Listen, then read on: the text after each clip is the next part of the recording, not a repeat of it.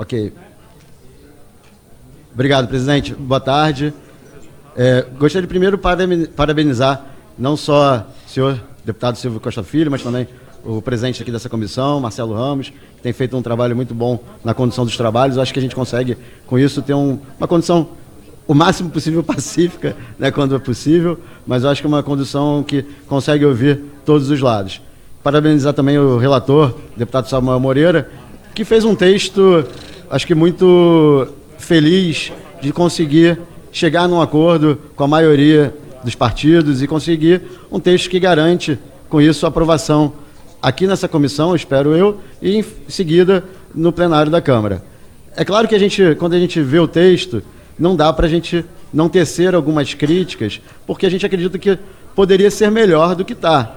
Eu entendo a dificuldade que o relator teve para chegar num texto que conseguisse agregar as ideias e posições diferentes, mas a gente espera que aqui ainda nessa comissão, e aí não é uma crítica ao relator que fez o seu trabalho da melhor forma possível, mas sim a nós parlamentares, que a gente consiga, ao longo dessa semana e também da próxima semana, e ainda assim no plenário da Câmara, melhorar ainda mais esse texto. Que a gente consiga talvez até voltar com alguns itens que o relator necessitou retirar para conseguir chegar nesse acordo, porque a gente entende que o texto original ele era melhor do que o texto que a gente tem aqui hoje.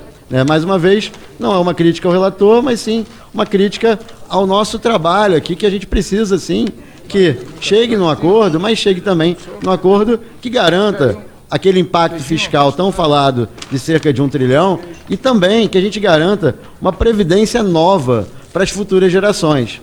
E aí quando a gente ouve alguns deputados de oposição criticando a capitalização, falando que isso reduz ou retira a garantia da previdência para as futuras gerações, até para a gente mesmo, é ao contrário, gente. É ao contrário. É só a capitalização que vai garantir a previdência para as futuras gerações. A gente não pode esquecer que a situação, a característica demográfica da população brasileira está mudando. A população está cada vez mais velha, o que é muito bom, graças aos avanços tecnológicos. Temos cada vez menos crianças. Então é insustentável que a gente continue com esse pacto intergeracional que garante que as gerações atuais banquem aqueles que estão aposentados. Uma hora isso não vai ser mais sustentável e já não está sendo mais. Então o modelo de capitalização, que é tão demonizado por aqueles que ou não entendem o modelo, ou tentam, como aqui foi falado, garantir uma base política eleitoral, ele é sim muito bom para o Brasil. É ele que vai garantir a previdência para as futuras gerações. É claro, eu entendo também a crítica daqueles que são contrários, que a gente ainda não conhece esse modelo de capitalização. E eu acho que isso seria interessante, a gente ter um modelo para discutir com mais detalhe.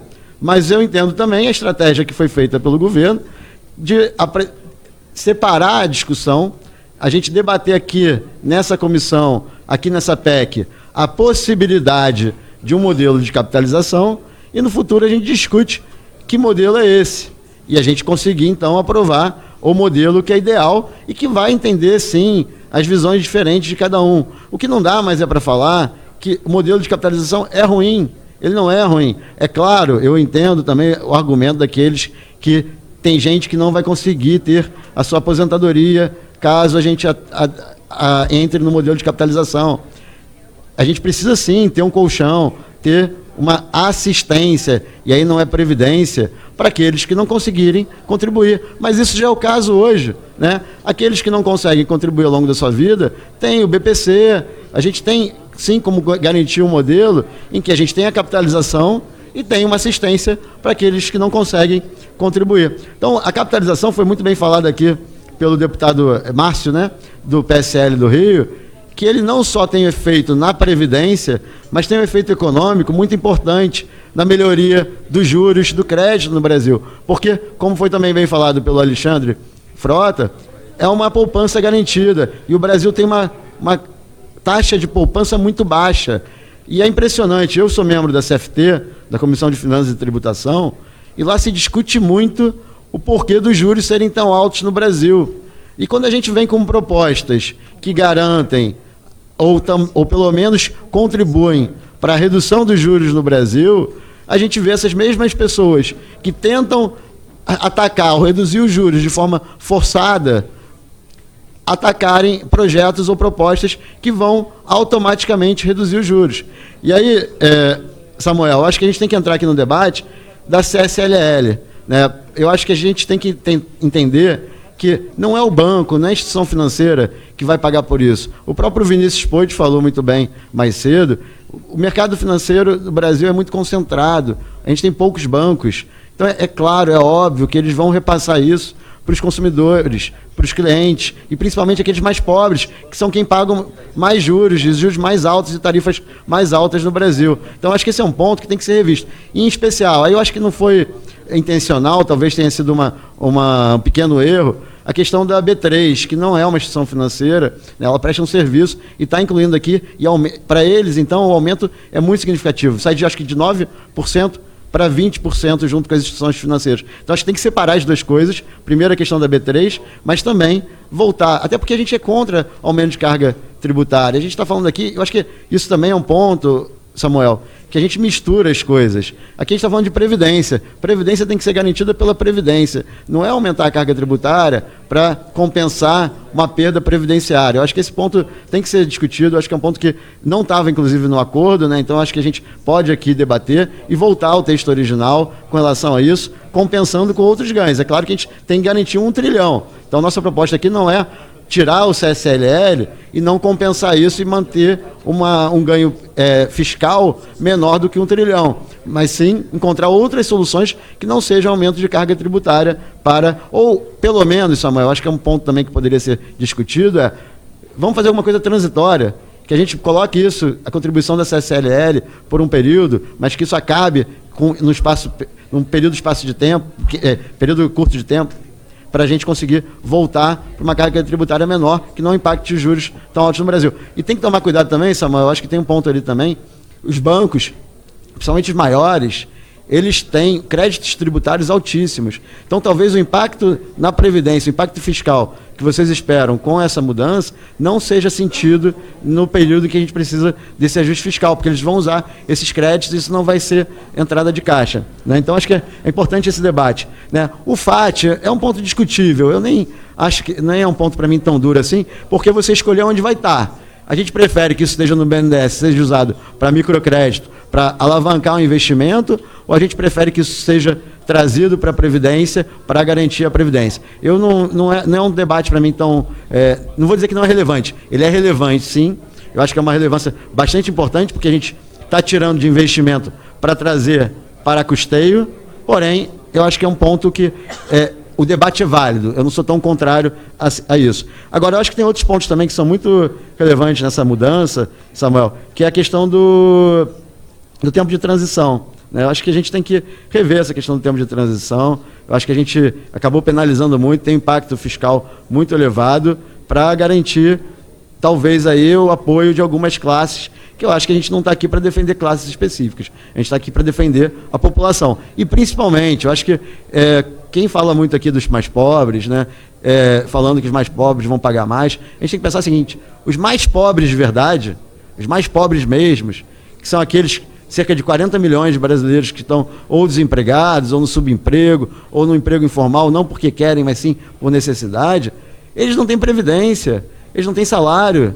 Então, a gente tem que pensar que essa previdência, ela é para beneficiar quem é de fato mais pobre no Brasil. São aqueles que estão sofrendo com a crise econômica. Então, a gente precisa sim aprovar essa reforma pensando neles, né? E eu acho que a questão também da Constituição, que é um ponto muito abordado aqui, a gente tem que lembrar o seguinte: primeiro, eu acho a nossa Constituição muito ruim, né? Ela tenta garantir direitos, é uma Constituição ideológica, uma Constituição que tenta garantir direitos que a gente não consegue. Está lá na Constituição, saúde universal, segurança, educação. Cadê isso? Cadê isso no Brasil? A gente nunca teve isso. A gente nunca teve isso no Brasil e a gente tenta se basear na Constituição. Porém, está lá na Constituição também que a Previdência ela tem que ser autossustentável. Então, se a gente quer garantir o respeito à Constituição, a gente tem garantido os dois lados, não só dos direitos fundamentais, mas também da sustentabilidade própria da Previdência. Então, acho que isso é muito importante também. né? E a gente tem outros pontos que a gente poderia aqui passar boa parte do tempo discutindo outros pontos que eu acho que são interessantes. A gente vai apresentar aqui algumas emendas, alguns destaques, né, que a gente acha que poderiam ser voltados no texto original, mas que não são talvez alguns deles tão críticos assim, e que eu entendo a questão de conseguir chegar num acordo. Eu acho que, em momento algum, deputado Samuel, a gente está aqui para criticar o seu trabalho, que eu acho que foi um trabalho muito bom para conduzir essa mudança e para a gente conseguir garantir essa aprovação, mas a minha fala vai muito mais, não para você, Samuel, mas principalmente para os demais deputados, para que eles entendam que alguns dos pontos que você precisou tirar para chegar nesse documento, eles precisam voltar, e que a gente consiga voltar com esse texto antes do final dessa comissão, que a gente tenha os votos para que isso volte também, esse texto nessa comissão, e que isso continue também quando a gente for para o plenário, né? E aí a gente pode falar do trabalhador rural, do BPC, do abono. O abono também é outro ponto que a gente entende que pode ser criticado ou não, mas eu acho que você não tirou a questão do abono, mudou só o valor. Eu acho que é uma discussão saudável, eu acho que é positiva, mas eu acho que vale a pena a discussão. A idade mínima, aí quando a gente fala aí de professores, eu acho que a gente tem que pensar nos estados e municípios. Agora, e falando de estados e municípios, esse ponto é um ponto que eu acho que é fundamental, mas eu acredito muito no que você falou no dia lá da coletiva, junto com o presidente Rodrigo Maia, que é uma decisão para a gente trazer o apoio, sim, dos governadores, dos prefeitos, e eu tenho confiança que com esse apoio a gente vai conseguir garantir que até o final dessa comissão especial e lá no plenário também, os estados e municípios voltem, né? Eu sou do estado do Rio de Janeiro, que é um dos estados que mais sofre com a situação fiscal no Brasil, e eu acho que a gente não pode jogar essa responsabilidade somente para os governadores, somente para os deputados estaduais, porque a gente sabe muito bem, principalmente eu que sou do Rio,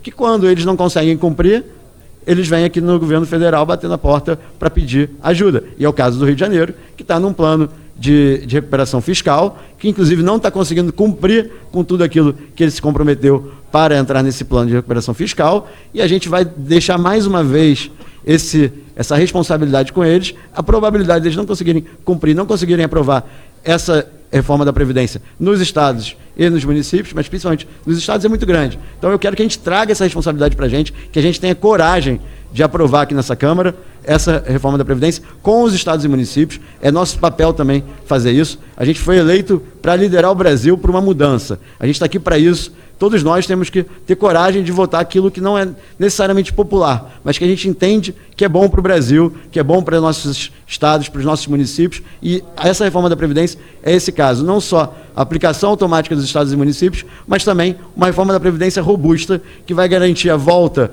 da economia, dos investimentos no Brasil, uma recuperação do potencial econômico do Brasil, que é importantíssimo. A gente tem um mercado consumidor altíssimo no Brasil, não é possível que a gente passe por uma situação como essa. E essa reforma da Previdência é fundamental. E para isso a gente precisa que seja uma reforma da Previdência de 1 trilhão, uma reforma da Previdência que tenha, sim, em algum momento a capitalização e que os estados e municípios estejam nela. Então eu peço que nossos colegas deputados tenham essa coragem, tenham também a responsabilidade de garantir a aprovação dessa reforma aqui nessa comissão, lá no plenário, e depois também nossos colegas senadores. Obrigado, presidente, e parabéns pelo trabalho a todos vocês, e vamos continuar aí conduzindo isso com vigor, mas também tentando fazer com que esse texto seja ainda mais robusto do que está, que eu sei que é difícil, e respeito o seu trabalho, eu acho que você vai conseguir conduzir isso ainda melhor daqui para frente. Obrigado.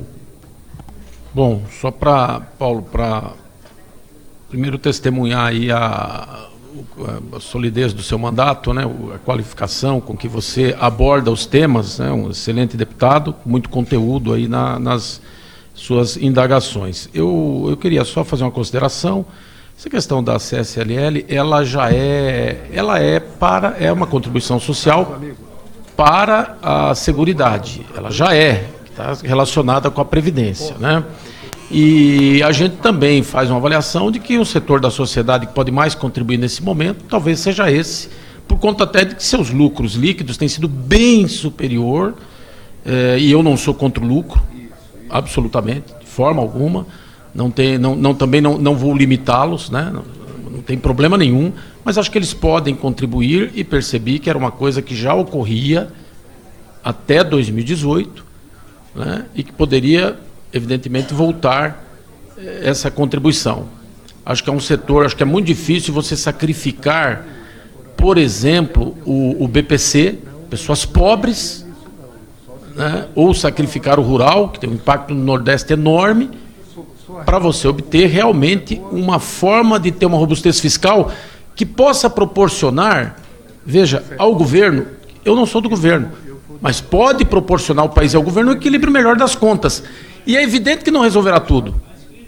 O governo vai ter que tomar outras atitudes. A Previdência é algo só para dar um pilar de sustentação, mas tem que ter outras medidas. Então, esse equilíbrio fiscal é fundamental e a gente caminha realmente por aí, mas sempre submetido à discussão da Comissão Especial dos Deputados. Outra questão é a capitalização, não é nenhuma questão de mérito, porque não dá para discutir o mérito, você não consegue discutir profundamente o mérito de uma nova proposta de previdência discutindo a reforma da atual. Porque, no fundo, nós estamos reformando o sistema atual. Quando a gente coloca a discussão de uma nova, não foi possível construir uma discussão que permitisse fazer as duas coisas ao mesmo tempo. Então, é uma questão mais de oportunidade do que de mérito. Aliás, eu particularmente sou favorável. Agora, é preciso que se tenha uma discussão exclusivamente sobre isso. E não custa um governo que está começando enviar uma proposta daqui a 2 meses, 3 meses. Então, a gente avaliou um pouco dessa forma também, muito mais de oportunidade do que de mérito. Outra questão é essa transição. O ministro não falou a verdade. Eu nem sabia o que era Sindilege. Nunca tive a mínima ideia. Sinceramente, Sindileg, nunca reuni com o presidente de sindicato dos funcionários do Legislativo. Nunca. Bom, não foi nem porque eu acho que não devesse. Se me procurasse, eu ia, como fiz com todos. Eu reuni com todos. Agora, essa transição foi colocada para criar mais uma alternativa, porque não tirou nenhuma das alternativas existentes que vieram pela PEC. Nós não excluímos nenhuma, nós colocamos mais uma, que possibilita, inclusive, ao aposentado do INSS, ao trabalhador que está no mercado do INSS, possa também optar por ela. Porque se você observar, pedágio só tinha numa regra de até 2 anos, de 50%. Quem estava 2 anos e 1 mês, não tinha outra alternativa que pudesse dar a ele a oportunidade de se aposentar sem o fator previdenciário. Então, a gente também procurou atender a todos, ainda que essa não seja uma regra que está sendo... Para você ter uma ideia, o sindicato está soltando aí um panfleto com a minha cara, dizendo que o relator é cruel, que os funcionários... É isso que está acontecendo. Será que eles estão satisfeitos? Feito para eles não foi. Por mim não foi. E vou dizer mais. O governo estava sabendo dessas tratativas e nós o tempo todo colocando o máximo de rigor do ponto de vista fiscal nessa proposta. Nós não estamos falando de 17% que foi dado aos militares. Nós estamos falando de um pedágio de 100% e ainda uma trava de idade de 60 anos. Portanto, nós precisamos, inclusive, avaliar. Porque daqui a pouco tiram a trava de 60 anos, aí sim eu quero ver quem vai segurar. Então nós precisamos ter muito cuidado ainda com o futuro e os próximos passos. Mas só para dizer, eu não vou polemizar com o ministro, porque eu não vou personalizar um debate. O debate tem que ser no mérito. Nós temos que debater o mérito da questão e não ficar personalizando ou rotulando. E para concluir, viu, Paulo, acabei debatendo aqui com você, me desculpe, mas acho que é o BNDES. Eu sei até que você colocou que o BNDES é outra questão. A deputada Erondina, que eu até gostaria que ela estivesse aqui, depois vou falar um pouco mais com ela. Não é possível uma emenda constitucional de 30 anos. Primeiro que não tem nada a ver com privatização. Nada a ver com privatização. Mas é uma emenda constitucional, inclusive, do deputado Serra, na época, que é senador, de 30 anos.